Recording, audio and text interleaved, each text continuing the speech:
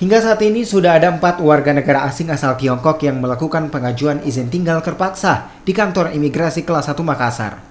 Izin tinggal terpaksa ini diberikan kepada warga negara asing Tiongkok tanpa dipungut biaya. Izin diberikan kepada pemegang paspor wisata dan izin ini akan berakhir pada 30 hari setelah warga negara asing tersebut melakukan pengajuan izin tinggal terpaksa. Pemberian izin tinggal terpaksa ini diberikan pasca dikeluarkannya Surat Edaran Menteri Hukum dan HAM Republik Indonesia tentang virus corona.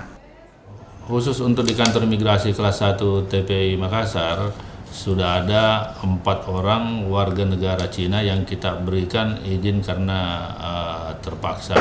Karena yang bersangkutan belum bisa untuk kembali ke negaranya, karena sebagaimana kita ketahui bahwa semua penerbangan yang tujuan Cina dan dari Cina ke Indonesia itu semua ditutup untuk sementara waktu. Oke, keempat orang ini apakah dia pekerja atau wisatawan?